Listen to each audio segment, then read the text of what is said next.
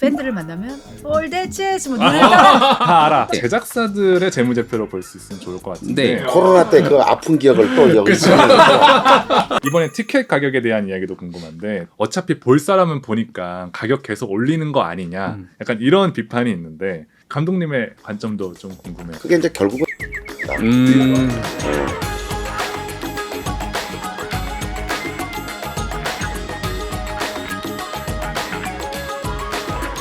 소비문화이면의 경제 이야기 비주류 경제 호스트를 맡은 저는 토스 김창선이고요. 저는 재무덕후 이재용입니다. 이번 주 비주류 경제 주제는 뮤지컬인데요. 게스트로 신시컴퍼니 박명성 감독님 그리고 최정원 배우님 모셨습니다. 어서 오세요. 와, 이런 거 기다렸어. 역시. 그죠? 처음 오늘- 본 텐션이에요, 진짜. 오늘 중간중간 네. 네, 멜로디를 좀 많이 들으실 아, 수 너무 있어요. 좋습니다. 네. 너무 좋습니다. 오늘 진짜 귀호강하겠네요. 너무 좋습니다. 아니 정말 요즘처럼 뮤지컬이 핫한 적이 없었던 것 같아요. 특히 올해 쇼폼 콘텐츠는 진짜 뮤지컬이 장악했다고 봐도 과언이 아닌 것 같은데 두 분은 요즘 뮤지컬 인기를 좀 체감을 하시나요? 요즘에는 그 매니아 분들도 있지만 이 그냥 정말 그 뮤지컬을 모르시던 분들도 진짜 시카고 맘마미아는 봐야겠다. 아, 그 맞아요. 시카고에 관련된 대사도 네. 알고 계시고 맞아요. 올드 재즈 제가 부르는 노래 그리고 우리 그 빌리 플린이 하고 있는 복화수 이런 거를 다 흉내내기도 하고 맞아요. 이렇게 팬들을 만나면 올드 재즈 뭐 노래 따라 부르시기도 하고 많이 실감하고 있습니다. 올해 시카고 열풍이 다른 때보다 얼마나 좀 뜨거웠는지 대표님의 이야기를 좀 듣고 싶어요. 시카고는 뭐 25년 동안 안 된 적 거의 없습니다. 근데 계속 잘 되긴 했잖아요. 안 된 적은 없고요. 네. 근데 올해는 이제 굉장히 좀 다른 부분이 네. 공연하는 극장을 처음 찾는 관객들이 거의 반입니다. 신규 관객이 거의 반이다. 20대, 30대 그 뮤지컬을 처음 보는 관객들. 그러면 이제 그 관객들이 또 뮤지컬의 매료가 돼서 또 보고 그러면은 이제 충성도 높은 관객층이 되는 거 아닌가. 그렇게 저는 넘어갈 그렇게 수 있구나. 생각합니다. 이렇게 올 한 해를 강타한 뮤지컬 시카고로 이야기를 열어봤는데 두 분은 시카고의 주역이시기도 하지만 한국 뮤지컬계의 역사를 쓴 분들이라고 알고 있어요. 먼저 배우님한테 좀 여쭤보고 싶어요. 뮤지컬계에서 신시컴퍼니란 좀 어떤 존재인지. 좀 자랑해도 돼요? 네. 저희 이번 서울 시카고가 네. 전석이 다 차고 이랬을 때 저희에게 엄청난 보너스를. 보너스를 주셨어요. 사실은 공연하면서 처음 그렇게 큰 돈은 근데 진짜 20살, 21살 우리 그 아주 막내 스태까지 네. 아니, 흔치 않은 사례인가 보네. 공연 끝나고. 네, 그런데 또 그렇게 큰 이제 보너스를 받았는데 너무 이 공연계에 조금 이렇게 흔들어 놨다고 흔치 그래서 않은데. 다른 분들도 우리도 아직 뭐 들은 바는 없지만 우리도 네. 그럴 수 있죠. 왜냐면 그렇게 되면 배우들이 신시를 또 선호할 거냐. 내가 신시를 더 가고 싶고 그런 마음들이 생길 거니까. 아니, 우리 앙상블 친구들이 네. 그 얘기 많이 하더라고요. 네. 신시에서는 작품 무조건 다 하고 싶다. 브랜딩이 돼버렸네요. 네. 마케팅이 돼버렸네요. 네. 네. 저는 코로나 때도 작품을 한 작품도 캔슬을 하질 않았어요. 진짜요? 왜냐면은 2년 동안 그냥 문 닫고 있었으면은 손실을 안 봤을 거예요. 근데 우리가 공연을 안 하면은 젊은 후배들은 방세도 내야 되고 핸드폰 비용도 내야 되고 생계가 좀 걸려 있죠. 그래서 취소를 안 하고 다 했어요. 예, 그게 숫자로 드러납니다. 신시가 적자가 제일 컸어요. 하다가 중단하더라고요. 그렇구나. 분석하시 네, 그런 다른 거를- 회사들 중에서. 예. 그런 거를 이제 우리 그 배우들이나 스태프들이 그런 신시의 소중함을 알아요. 그럴 때 저는 이제 감동을 해요. 그러니까 이 뮤지컬을 대하는 그 감독님의 태도가 이걸로 단순히 돈을 번다 이런 개념이 아니라 경제적으로 산업적으로 내가 이걸 지키기 위해서 여기 종사하는 사람들이 위해서라도 그걸 지켜야 되는 어떤 사명 같은 게 있으시네요. 이번에 재용님한테 좀 네. 궁금한데 네. 재용님 뮤지컬 자주 보시는 편이세요? 저는 문외한에 가깝습니다. 네. 네. 어려운 거 잘 없는데. 오늘 질문을 하시는 거 보니까 네. 무례한이 아니고 네. 완전히 뭐 덕후인데요. 그런 건 아니고요. 급하게 덕후 속성과외를 후천적으로 공부를 좀 하고 왔습니다. 방송은 어. 해야 되니까. 네. 가장 최근에 본 네. 뮤지컬은 뭐였어요? 저 우리 틱틱붐 틱틱붐 출연을 보고 왔습니다.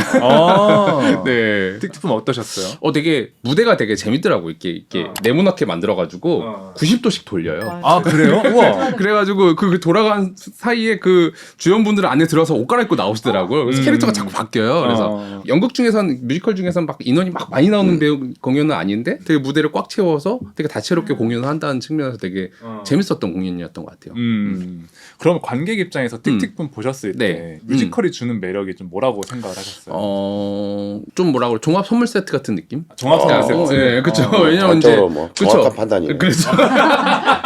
네, 마음에 드는 질문이어서 답변해서 감사한데 어쨌든 이제 음악을 좋아하는 사람은 음악을 즐길 수 있고 춤을 좋아하는 사람은 춤을 즐길 수도 있고 되게 다채롭게 좀 모든 것이 들어와 있는 측면에서 보면은 선물 세트 같은 느낌이어서 그게 매력이었던 것 같아요. 와, 아유, 너무 공연을 제대로 즐겨주시는데요. 네.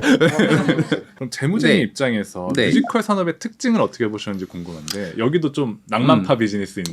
예. 네. 근데 어. 뮤지컬은 그런 어떤 문화 콘텐츠 중에서도 네. 낭만만으로 하는 건 아닌 것 같아요. 수익제비 산출이 어느 정도 이제 예측이 돼요. 왜냐하면 이제 그 배우들만의 어떤 티켓 파워도 네. 있고 극이 가지고 있는 어떤 브랜드도 있고 그렇죠. 그렇기 때문에 맘마미아는 몇 명 정도 하면 오겠구나. 시카고는 팔리겠구나가 이제 감이 오기 때문에 네네. 오히려 이제 조금 더 생각해 보면 낭만보다는 이제 제가 얘기했던 어떤 화석과 화석. 뮤지컬 화석이다. 네, 그러니까 좀 몇 개의 기업들이 굉장히 오래 해요. 뮤지컬 오래 하면서 오래 하네. 오래 하면서 일정한 수준의 어떤 수익을 남기는 구조가 이 경쟁이 들어오기는 쉽지 않은 비즈니스일 것 같다라는 생각은 좀 했습니다. 아니 그러면 예측 가능한 네. 부분도 있고 네. 어쨌든 몇 개의 회사가 꾸준히 오랫동안 컨텐츠를 만들어 오면 네. 개별 기업의 재무 사항도 되게 좋을 것 같은데 네. 티징을 해주신다면? 근데 또 생각보다 그렇게 쉽지는 않은 게 또 쉽지 않아요. 그러니까 물론 이렇게 남긴 해요. 웬만하면 남는데 왜냐면 막 이렇게 막 매진되고 하면 남긴 하는데 네. 그 남는 수익이 막 드라마틱하게 막 어마어마하게 남는. 왜냐면 또 배우들이고 다 쉐어하셔야 되잖아요. 또 은근히 또 새로운 작품 할 때마다 투자 비용이 꽤 나갑니다. 막 몇십억씩 나가는 경우도 있어요. 막 무대 장치 만들고 막 이 설계하고 하는데 벌써 막 6개월 연습하셨다고 네. 했잖아요. 벌써 이제 선투자 비용이 6개월 1년씩 들어가. 그러다 보니까 내가 뭐 예를 들어 1년에 몇십억 남겼다고 하더라도 이게 그냥 남아서 해피한 것만이 아니라 또 미래를 위한 또 이제 종잣돈으로 또 쓰여야 되는 거예요. 그러다 보니까 이제 어느 정도 이제 수십억을 투자할 만큼 어떤 규모가 있는 플레이어가 아니면 새롭게 이 시장에 막 쉽게 들어올 수 있는 시장이 또 아닌 거예요. 네. 굉장히 미래지향적인 전문가다운 말씀이신데요. 네. 이 기회에 컴퍼니를 하나 창립해서 네. 프로듀싱을 하면은 그러니까요. 그 회사가 재용님이 급성장할 것 같은데. 저 아이디어 지금 엄청 떠오르고 있어요. 해야 될 것 같아요 지금. 기대되네요. 한번 신시하고 네. 네. 할 거 많습니다. 한번 뒤에 네. 좀 더 깊게 한번 파보겠습니다. 네. 비주류 경제와 뮤지컬 편 본격적인 이야기를 시작해 볼 텐데요. 우선 업계에서 뮤지컬을 어떻게 분류하고 있는지 정리하고 시작해 보면 좋을 것 같아요. 크게 라이센스 뮤지컬이랑 창작 뮤지컬로 나뉜다고 들었어요. 각각 좀 어떤 차이인지 설명을 해주실 수 있을까요? 라이센스 뮤지컬이 이제 쉽게 얘기해서 우리 좀 마마미아, 시카고, 우리 이제 원스 네. 이런 작품 뭐 다 네. 우리 뭐 레플리카 시스템으로 이제 제작을 한다고 그러죠. 한 건을 사오는 건가요? 아닙니다. 그 작품을 이제 라이센스로 계약을 하면은 그 해외 스태프들이 와서 오디션, 네. 그다음에 그 6주간의 그 트레이닝 훈련을 통해서 작품까지 다 만들어 줍니다. 프랜차이즈 그러면은 시스템에 가깝네요. 런던 네. 오리지널 마마미아와 무대, 대도구, 의상, 조명, 음향 시스템 다 똑같아요. 소품까지 다 똑같아요. 근데 배우만 한국 배우예요. 그렇죠. 이게 이제 그 라이센스의 레플리카 제작 시스템이라고 라이센스 합니다. 중에서도 레플리카 제작 레플리카. 시스템. 우리 이제 틱틱품 같은 경우는 네. 대본과 악보만 저희가 산 거예요. 그러면 이제 해외 스텝이 안 와도 돼. 네네. 무대, 장치, 의상 자유스럽게 할 수 있는 작품이에요. 그게 이제 논 레플리카 그렇죠, 시스템이군요. 네. 그러면 레플리카 시스템이 좀 더 궁금한데 맘마미아를 이제 판권에서 이제 레플리카 시스템으로 가져오면 어떤 걸 가져와요? 의상도 런던에서 와요? 맞습니다. 런던에서 똑같이 오리지널에서 만들어서 가져오는 시카고는 거네요. 뉴욕에서 오고요. 똑같아요. 그러니까 배우만 한국 배우일 뿐입니다. 런던에서 보는 거나 저 뉴욕에서 보는 거나 똑같습니다. 아. 시스템은. 아니 그럼 진짜 이것까지 가져온다 싶은 거 있었어요? 혹시 배우님도 보신 게 있는지? 이것까지 저 마틸다라는 양말? 작품 할 때 네 귀걸이도 귀걸이? 아예 그 전에 배우가 썼던 거를 네. 이거 이 귀걸이를 꼭 해야 된다. 중고를? 네. 중고죠, 중고. 썼던 거를 네. 마마미아의 귀걸이까지 저 에비앙 생수를 써야 되잖아요. 그래요? 저희가 네. 진짜 맘마미 할 때 네. 너무 생수가 나와요? 그게? 네네 들고서 이제 미리 막 마시는 게 있어요. 학원 가니까. 그거 잘못하다 걸리면 위약보를 크게 내겠네요. 그럴 수 다음에 있겠죠. 이제 그 저 잘리는 거예요? 라이센스가 네. 재계약이 안 되는 거죠. 엄청 그거는 크네. 엄청난 신뢰의 문제이기 때문에. 삼다수 먹으면 그냥 잘리는 거예요. 아니 갑자기 와 귀걸이에 생수에 가방까지도 다 가져와서 써야 하는 거기서 허락을 받거나 아니면 거기 있는 걸 써야 하는 그렇죠. 그런 네. 게 이제 라이센스의 힘이 아닙니까? 그들도 글로 그것까지 돈을 벌어야 통제하는 되니까. 거예요. 근데 들어보니까 좀 이제 우리만 입찰하는 게 아니라 이제 많은 경쟁사들이 이제 붙잖아요. 이기려면 어떻게 해야 돼요? 더 높은 결국 판권료를 돈인가요? 그렇지는 않습니다. 네. 이제 그런 거가 이제 상당히 거품이 너무 많아서 네. 우리 뮤지컬계 그게 첫 번째 문제이긴 합니다. 왜요? 어떻게 서로 그렇게 너무 잘 지적을 하세요? 서로 너무 비싸게 주려고 해서. 그게 이제 네. 가장 이슈입니다. 네. 그 왜 우리끼리 경쟁을 해서 로얄티를 우리 스스로 올리고 마는가. 우리가 높이고 있으니까. 근데 이제 재밌는 거는 빌리 엘리어트나 마틸다는 네. 그거는 제작해도 절대 수익이 안 담을 것 같기 때문에 네. 경쟁자가 한 군데도 없어요. 없었다. 아이들이잖아요. 주인공이. 아이돌 주연이니까. 전혀 없습니다. 예. 왜냐하면은 그 제작 시스템이 장기로 갈 수밖에 없기 때문에. 네. 키워서 해야 되고 네, 애들도 따라야 그만 되기 크니까 때문에. 또 계속 바뀌어야 그렇죠. 되니까. 맞습니다. 예. 그러니까 이제 제작비가 네. 훨씬 더 다른 작품에 비해서 많이 들죠. 그렇죠. 근데 이제 다른 작품에 비해서 수익을 뭐 돈을 벌었다는 소문만 있지 뭐 이렇게 뭐 연극 한 편에서 버는 네. 수준 뭐 이 정도밖에 안 되니까 네. 답답하죠. 근데 제가 하나 또 말씀드리고 싶은 건 왜냐면 저희가 이게 라이센스다 네. 보니까 연출, 안무가 뭐 와서 보면 이게 뭐 로얄티를 더 많이 받는 것보다 신시랑 같이 했을 때 직접 와서 공연을 보면 조금 놀라는 경우가 많아요. 맘마미아도 네. 이 한국에서의 모녀의 이게 관객들이 너무 많이 우는 걸 보면서 자기 생각 연기 이 연출에 또 이게 바뀌면서 이제 제가 영어 이름이 제키인데 제키 너 이거 마음대로 해라. 너 위너 택시로 하기 전에 더 I don't wanna talk. 왜냐면 지난 얘기는 이게 다 멜로디로 시작을 하거든요. 근데 제가 연습할 때 지난 얘기는 대사로 그냥 했어요. 그러니까 살 애드립인 거죠. 아니 그냥 연습할 때 왜냐면 여기서 도나 이거 우리 얘기야 라고 소리를 지르는데 지난 얘기는 이게 노래하는 게 너무 흐름이 오글거리는 약간 거예요. 끊어요. 우리 얘기야 지난 얘기는 하고 싶지 않아. 뭐 이렇게 해서 했는데 그게 나 이거 하고 싶어. 이거 공연 때도 해주면 안 돼? 이래서 실제로 우리 연출이 외국에 가서 연출하면서 이거 한국의 도나가 이렇게 이거를 대사로 했는데 너무 멋있다. 너도 좀 해봐라. 이렇게 해서 또 역으로 좋은 걸 또 가져가기도 하고 보면은 그러니까. 이 컴퍼니가 계속 해주고 그것도 노열티 받아야 되는데 역수출이. 그러니까. 그렇죠. 좀 깎아주라고. 우리 거 가져갔으니까 근데 좀 올 깎아주라고. 때마다 너 아직도 그거 계속 해줄 수 있지? 이 얘기 맨날 물어봐요. 그 연출이 네가 하는 그 대사가 너무 좋다. 그것도 들으면 기분이 좋잖아요. 그러니까 들어보면 약간 이렇게 돈의 논리로만 흘러가는 시장은 또 아닌 것 같은 느낌도 들어요. 오히려 네. 그쪽에서 여기를 신뢰하는 게 또 되게 중요하다. 그럼요. 네. 그렇습니다. 저희가 라이센스 뮤지컬에 대한 이야기는 많이 나눴고 이번에는 창작 뮤지컬 이야기를 해보고 싶어요. 어쨌든 해외 어떤 라이센스 뮤지컬 같은 경우에 드는 이제 뭐 로열티라든지 약간 여러 비용들의 어떤 문제를 생각하면 창작 뮤지컬을 만들어서 이게 더 다양한 채널에서 이제 좀 전파되고 판권도 파는 게 이익적인 측면에서 더 가능성도 높을 것 같은데 반대로 창작 뮤지컬을 만드는 측면에서 뭔가 뮤지컬 제작사로서의 어려움 같은 것도 있나요? 뭐 창작 뮤지컬을 하더라도 노열티는 발생합니다. 아. 원작자, 뭐 작곡가, 연출가 다 책, 뭐 음악 뭐 이런 게 있다면 노열티는 똑같이 나가는 겁니다.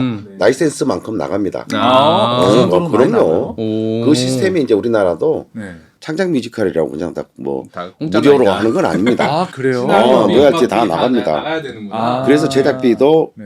70억, 80억 규모는 있어야 해외 그 라이센스 뮤지컬 뮤지컬 수준의 작품을 만들 수 있다. 그러니까 저는 뭐 비용 측면에서 네. 라이센스 뮤지컬이 압도적으로 진짜 비싼 고비용이고 창작 뮤지컬은 그거에 비해서 훨씬 쌀 거라고 생각했는데 그러니까요. 그렇게 큰 차이가 안 날 줄은 그러니까. 몰랐어요. 그러니까 재용님한테 네. 궁금해요. 네. 그러니까 뭐랄까요 가격 차이는 네. 많이 없고 음. 근데 이제 성공이 보장되고 안정적인 라이센스 뮤지컬과 그렇죠. 대신에 도전은 해야 되지만 리스크도 있고 가능성도 있는 창작 뮤지컬 사이에서 네. 산업적으로는 이거의 균형을 좀 어떻게 맞춰야 될까요? 좀 고민이 되는 것 같아요. 왜냐하면 지금 보면은 라이센스 뮤지컬만 해도 이제 뮤지컬 업계가 먹고 살만 하거든요. 너무 잘 라이센스 뮤지컬로 너무 잘 돼. 근데 그게 약간 일종의 적어야 될 것 같아요. 일종의 약간 이제 함정 같기도 해요. 왜냐하면 산업이란 게 결국은 고여 있으면 또 썩는 게 또 산업이기 때문에 또 계속 변화가 있어야만 또 이제 오래 갈 수 있어요. 근데 이 뮤지컬 업계도 예를 들어서 뭐 지금 뭐 맘마미아 20년, 뭐 시카고 20년 했지만 예를 들어서 한 50년쯤 하면 사람들이 질릴 수도 있지 않을까? 뭐 그렇죠. 어떤 계기가 됐든 간에 문화가 10년 더 바뀌든지 하면. 세대가 바뀌든지 뭐 그렇게 하다 보면 결국은 이제 우리의 어떤 문화에 맞는 지금 K 컨텐츠가 한국에서 세계적으로 되게 잘 영화 뭐 웹툰 뭐 드라마 되게 잘 되다 보니까 아바로 맘마미아를 만들었으면 BTS로 뭐 하나 노래 만들면은 훨씬 이제 미국 가기도 훨씬 좋지 않을까요? 약간 그런 느낌으로 그럴 수 있죠. 우리가 다 가진 아니까. 우리가 가진 리소스를 가지고 좀 새로운 것들을 만들면은 우리도 저 맘마미아처럼 4조 한번 벌어보자. 신시할 수 있다. 이런 바람 이제 새로운 바람들이 좀 있었으면 좋겠다라고 생각은 하죠. 그러니까 네. 말씀하신 것처럼 지금 라이센스 뮤지컬 중심으로 너무너무 훈풍이 불고 있는 이 시장에서 위기를 감지하고 다음을 준비해야 된다. 그렇죠. 오히려 잘 될 때 다음을 준비해야지. 어려울 때 안 되겠다 이제 우리 창작해야겠다라면 사실 안 돼요. 재영 씨를 단기로 한. 네. 신시에 하면 이 신시에 새로운 바람이. 영입을 하고 싶은 게 많습니다 제가. 네. 이렇게 뮤지컬 업계 현황을 들어봤는데 상황이 이렇다 보니까 뮤지컬 업계가 유독 고정 관계층을 노린다는 이야기도 있는 것 같아요. 그러니까 소위 회전문 관객, 뮤지컬 덕후분들 이분들만 있어도 이 업계가 유지되는 그런 좀 레벨인가요? 대학로를 중심으로 해서는 가능합니다. 그러니까 이제 대학로 그 소극장 그 뮤지컬 무대에서는 한 배역에 뭐 5명은 기본이고요. 뭐 7배우, 8배우까지 합니다. 그러면 그 배우들이 그 팬덤이 뭐 보통 200명만 되면은 그 소극장에서는 가능하죠. 100석, 200석에서는 유지가 가능하단 말이죠. 그다음에 대학로 안에서도 그 살아남을 수 있는 제작 시스템이라고 저도 충분히 긍정적으로 봐요. 네네. 근데 더 넓은 무대에서는. 저희가 지금 하고 있는 작품들은 새로운 관객들이 유입되지 않고서는 절대 녹는 공연이 어렵죠. 일주일 공연 뭐 이렇게 한 달 공연은 우리 그 정말 뭐 뮤지컬을 좋아하시는 매니아층만으로도 뭐 가능할지 모르겠으나 전혀 또 세대의 관객층 유입 없이는 절대 농론하기가 어렵다. 3달 이상 공연하기가 어렵다. 그래서 전 국민 대중들을 목표로 해서 작품을 만들어야 된다. 큰 작품을 만들어야 된다고 저는 생각해요. 이번에 티켓 가격에 대한 이야기도 궁금한데 티켓 가격에 대한 논쟁도 있더라고요. 그러니까 어차피 볼 사람은 보니까 가격 계속 올리는 거 아니냐. 약간 이런 비판이 있는데 감독님의 관점도 좀 궁금해요. 뭐 티켓 가격이 이렇게 뭐 저렴하게 더 많은 사람들이 봤으면은 좋겠습니다만은 이제 바람이 있죠. 작품을 이제 만드는 현장에서의 입장은 모든 부분이 이제 그 제작비가 상향될 수밖에 없다. 지금 정도의 가격이면은 이제 해외에 비하면은 이제 뭐 비싸지는 않다고 저는 봐요. 근데 이제 그만큼 우리는 최선을 다해서 그 이상의 작품을 만들어내야 된다. 그 가격 이상의. 그 가격이 부끄럽지 않는 작품을 만들어낼 수밖에 없다. 네네. 저는 그런 생각을 합니다. 결론적으로 지금 한국 뮤지컬 산업의 어떤 수준이나 규모가 글로벌로 봤을 때 어느 정도 수준이라고 생각을 하세요? 여전히 해외의 벽은 높다라고 느끼시는지, 우리나라 뮤지컬도 진짜 못지않다라고 느끼시는지.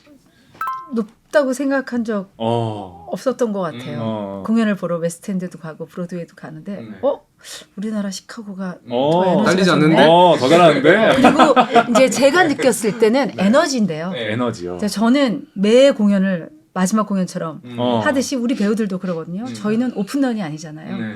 기간이 딱 3개월, 6개월 정해져 있는데 네. 브로드웨이나 웨스트엔드는 오픈으로 돼 있으니까 언제 끝날지 모르다 보니까 에너지를 100% 다 안 쓰는 거예요. 무대에서 느껴질 열정이. 똑같은 네 그래서 그 올드 재즈 하나만 봤는데도 우리는 막 뭐 난 누구야 누구야 all that jazz 이렇게 하는데 하나자 이렇게 뭐랄까 목을 아낀다는 느낌. 아낀다는 느낌. 그러니까 저 사람이 에너지가 더 있을 것 같은데 춤도 마찬가지예요. 근데 이제 보면서 또 이제 반성해야 될 부분들은 반성. 여러 가지 환경들. 환경들이. 그냥 너무 부럽기도 한 환경들. 우선은 공연 중간 인터미션에 이제 다들 관객들이 술을 한잔 할 수 있는 어떤 바도 있다라고 바가 있어요. 뭐 아이스크림도 팔고 진짜 이 사람들이 이 시간을 즐기기 위해서 와 있다는 뭐 예를 들면 그런 부분은 조금 부럽다. 근데 더 좋아질 것 같은 더 좋아질 수 있다. 그렇죠. 알겠습니다. 그럼 이제 재용님 차례인데 먼저 국내 뮤지컬 시장 성장세를 확인해 볼 수 있는 어떤 데이터가 있나요? 네, 그 공연 예술 통합 전산망이라고 해서 한 2020년부터 이제 그 티켓이 얼마나 팔렸는지 방문자가 얼마나 왔는지에 대한 통계 자료가 있고요. 그걸 이제 2020년부터 23년까지 쭉 정리를 해보면 물론 2020년에는 뮤지컬 시장이 안 좋았죠. 1,400억. 거의 불가능했죠. 네, 공연이. 그래도 하긴 했어요. 1,400억. 그리고 21년에 2,300억. 그리고 22년에 처음으로 4,000억을 넘었어요. 4,200억 정도 팔았고요. 2023년에 4,590억으로 이제 거의 이제 계속 이제 기록을 경신해 나가고 있는 시장이 지금 뮤지컬이고요. 다만 이제 조금 약간 이제 2024년 데이터도 23년이랑 약간 비스무리한 것 같아요. 비슷해요. 그런 거 보면은 약간 이제 성장의 한계에 달했나라는 생각이 좀 들기도 하는 게 시카고 때문에 많이 올랐을 것 같은데. 많이 오르긴 했는데 문제는 뭐냐면 제가 볼 땐 그 이 뮤지컬 시장이 수요는 많은데 공급이 좀 부족한 것 같은 느낌이 좀 들어요. 그러니까 수요가 팍 터졌을 때 공급이 빨리빨리 넣어줘야 되는데 할 수 있는 극장의 한계가 있잖아요. 가속도 한계가. 지금도 보면 막 주요 작품 보려면 뭐 예매를 할 수가 없어. 막 오픈하자마자 다 팔리니까. 이게 전성 매진이라는 게 어떻게 보면 충분히 공급이 따라오지 않아주고 있다라는 느낌도 있겠네요. 그렇죠. 이제 이거는 이제 쉽게 이제 공급을 늘릴 수가 없는 거지. 약간 뮤지컬은 약간 전용 극장이 좀 필요하고 장치도 필요하고 하다 보니까 야 이게 장사 잘 되니까 뭐 더 하자라고 하려면 벌써 빌딩부터 줘야 되는 거야. 새로 공연장을 만들어야 몇 년 후에나 가능한. 약간 그런 어려움이 좀 있지 않았나 싶게 느낌도 들었어요. 너무 잘 하시네요. 네. 그러니까 올해 시장 붐업을 공급이 약간 받쳐주기 좀 어려운 구조가 됐다. 그래서 이제 가격이 뭐 올라가는 것도 비슷한 거죠. 수요 공급이 매칭이 안 되니까 수요가 많아요. 그럼 좀 이런 와중에 제작사들의 재무제표로 볼 수 있으면 좋을 것 같은데 볼 수 있는 어떤 숫자가 있나요? 네, 제작사들 중에 이제 제가 확인할 수 있었던 숫자는 이제 우리 신시 컴퍼니를 포함해서 신시 볼 수 있나요? 오디 컴퍼니랑 이제 EMK 뮤지컬 컴퍼니라고 할 수 있는 회사가 물론 CJ E&M도 있는데 거기는 워낙 대기업이어서 요 정도가 일단 메이저라고 볼 수 있을 것 같은데요. 네, 신시 같은 경우는 이제 2018년에 매출액 279억에 영업이익 17억, 한 6% 정도 남겼고 그 다음에는 매출액 219억에 영업이익 33억으로 15%. 줄기도 하고요. 20년에는 적자를 50억을 보셨고요. 와, 코로나 타격을 정말 마이너스 43%를 경험하셨고요. 그 다음에 23년에는 좋았습니다. 매출액 373억에 영업이익 61억으로 16% 정도 영업이익을 남깁니다. 근래 6년 중에 가장 높았네요, 작년에. 즉 보면은 이 작품 이제 구성에 따라 업앤다운 좀 심해요. 저도 모르는 걸 다. 알고 저도 몰랐네요. 네, 그리고 처음 들었어요. 그렇죠. 그리고 원가율이 보통 한 70% 내외. 그러니까 이게 좀 대작품이 나오고 이제 좀 매진된 작품이 있으면 원가율이 한 65, 66% 정도 나오고 그다음에 좀 이게 좀 덜 팔리면 한 70%좀 위로 올라가고. 약간 그거에 따라 영업이익률은 초반 이제 0에서 5%에서 막 15%, 20%까지 약간 널뛰기 하듯이 이제 사업이 좀 이렇게 변화가 좀 일어나더라고요. 영업이익률을 결정짓는 건 결국엔 작품일까요? 그렇죠. 아무래도 이제 사전에 이제 예측을 하고 시작을 하셨을 거란 말이죠. 이 가격이 이 정도 좌석이면 원가 대비했을 때 뭐 30% 남겠네, 40% 남겠네 했는데 뭐 덜 팔리면 원가를 좀 낮아지는 거고 약간 그런 구성을 아마 좀 계획을 하셨을 것 같아요. 감독님 실제로 좌석 점유율 데이터 엄청 면밀하게 살펴보시나요? 저 지금 처음 들었어요. 네. 저는 관심이 없어요. 그렇군요. 작품 위주로. 코로나 때 그 아픈 기억을 또 여기 그러니까 숫자가 있네요. 네, 그래서 그리고 또 이제 오디 컴퍼니를 한번 또 생각해 보면 오디 컴퍼니 같은 경우는 이제 2018년에 매출액 142억에 영업이익 15억 정도 남겼었는데요. 2023년에는 281억에 영업이익 23억 정도 남깁니다. 좀 성장을 많이 했는데 또 오디 컴퍼니는 반대로 또 23년보다 22년이 더 잘 됐어요. 22년이요? 이때는 매출액 399억에 영업이익 49억. 그러니까 이게 시기가 뭐 이렇게 가긴 하는데 네. 그냥 가지 않고 이렇게 물결치면서 가요. 왜냐면 작품이 이제 매년 이제 똑같은 걸 하는 게 아니다 보니까. 22년에 오디 컴퍼니 작품 중에 엄청 대박난 게 있었나요? 지킬앤하이드였던 것 같아요. 아, 지킬앤하이드였구나. 그러니까. 진짜 스테디셀러. 그리고 또 제일 크게 변화한 회사는 또 EMK 뮤지컬 컴퍼니거든요. 마지막으로 여기가 2018년에 매출액이 106억이었는데 2023년에 616억으로 거의 6배가 올라요. 여기가 급성장을 하네요. 요즘에 좀 2020년, 22년, 23년에 매출이 600억대가 나오는 거 보면 여기가 대작품이 좀 많았던 것 같아요. 근데 그렇다고 해서 마냥 행복하지만은 않은 게 이제 2018년에는 매출액 106억 찍을 동안 영업이익 24억을 벌었거든요. 네네. 2024년에 매출액 616억 팔 동안 영업이익 34억 남겨요. 그러니까 100억일 때랑 600억일 때랑 영업이익 10억 차이밖에 안 나는 거야. 결국은 이제 막 이게 막 큰 작품이라고 해서 영업이익이 많이 남는 것도 아니고 작은 작품이라고 해서 또 안 남는 것도 아니고 이게 참 이 수치적으로 계량하기가 좀 쉽지만 않은 사업이다라는 느낌이 좀 들었어요. 그러면 약간 이 재무제표를 좀 보시면서 네. 느껴지는 특징 같은 것들이 좀 있었나요? 일단 이제 특징 중에 하나는 전체 매출액에서 공연이 차지하는 비중이 압도적이다. 뭐 뮤지컬 하면 공연일 뿐일 테니까. 네. 근데 이제 공연 수익만뿐만 아니라 뭐 머천다이즈도 있고 뭐 어떤 뭐 그렇죠. 교육이나 뭐 라이센스 뭐 이런 수익들도 분명히 있을 텐데 거의 뭐 99% 공연에서 매출액이 나오거든요. 그런 거 보면은 아 이게 좀 더 뭔가 다른 게 좀 섞여 들어왔으면 조금 더 안정적으로 운영할 수 있었을 것 같은데 라는 고민은 좀 들죠. 예. 그러니까 보통 저희가 공연 사업 예전에 봤을 때도 뭐 묶여 있는 스폰서십이라든지 굿즈라든지 아니면 진짜 뭐 그런 여러 요소들이 있었는데 그쵸. 진짜 공연의 비중이 제일 높은 산업이네요. 이제 다변화하기가 쉽지는 않았을 거라고 생각을 들어요. 예를 들어서 막 우리가 뭐 외부에 판매한 라이센스 매출이 있다거나 아니면 극장을 하나 가지고 있다거나 이러면 되게 행복할 것 같지 않아요? 극장을 보유하는 극장은 진짜 제가 돈이 너무 많이 드니까 모두의 꿈이잖아요. 뭐 예를 뭐 미국이나 영국 가보면은 그냥 그 이제 제작사들이 공연 극장 가지고 있어 거기 1년 내내 그거만 돌리고 있는 약간 그런 극장들도 좀 있잖아요. 그런 것처럼 우리도 이제 전용 극장 하나 있으면 여기서 뭐 임차 수익도 나오고 뭐 뭔가 이렇게 새로운 것도 더 시도해 볼 수 있고 약간 그런 좀 다양한 시도를 좀 해볼 수 있지 않을까라는 생각은 또 하기도 하죠.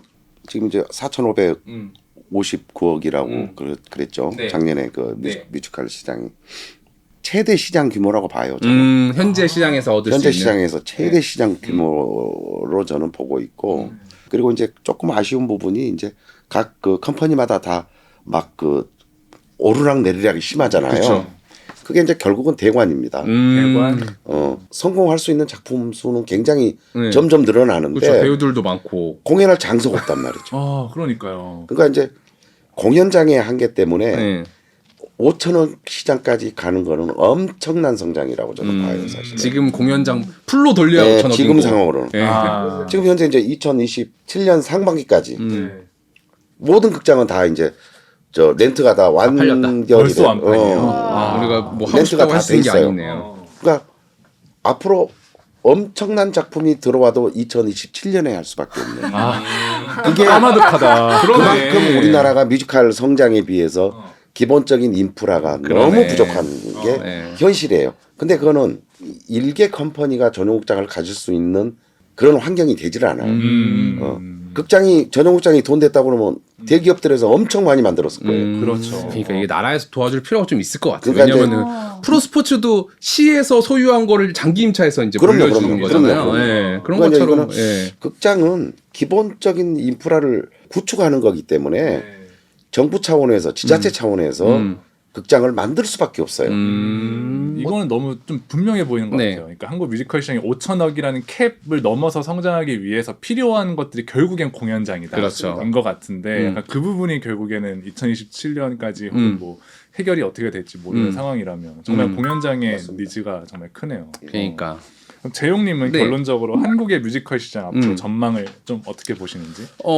당연히 좋게 보고요. 왜냐하면 이제 문화 콘텐츠라는 게 이제 약간 이제 뮤지컬은 우리가 즐길 수 있는 문화 콘텐츠 중에서도 약간 하이 레벨 콘텐츠 같은 느낌이 들거든요. 아까 종합 선물 세트라는 얘기도 했던 것처럼, 네. 그러니까 하이 레벨의 콘텐츠를 경험하면 그 내려오기가 쉽지 않아요. 그러다 보니까 아마 뭐 엔차 관람이든 신규 고객 유입이든 반복적으로 이루어질 것 같기는 하고요. 근데 말씀하신 것처럼 공급이 너무 부족해. 저 같은 경우도 막 관심이 생겨서 야 이거 보고 싶다 해도 자리가 없어. 자리가 없어요. 네, 자리가 없으니까 그냥 우리처럼 한번 관심 관심이 생겼는데 한번 봐볼까 하는 사람들은 들어가기가 쉽지 맞아요. 않아요. 꺾여요 이렇게. 예, 그러다 보니까 이제 산업의 규모가 성장을 해야 이제 제작사 입장에서도 이제 좀 더 새로운 시도를 할 만하지. 새로운 시도.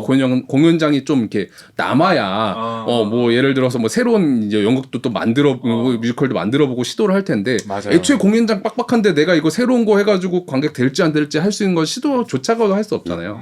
그런 측면에서 보면 결국 기승전 인프라로 얘기가 나갈 수밖에 없는 시장이긴 한 것 같아요. 알겠습니다. 이번 주 비주류 경제학에서는 신시컴퍼니 박명성 프로듀서님 그리고 최정원 배우님과 함께 뮤지컬 산업에 대한 이야기를 나눠봤는데요.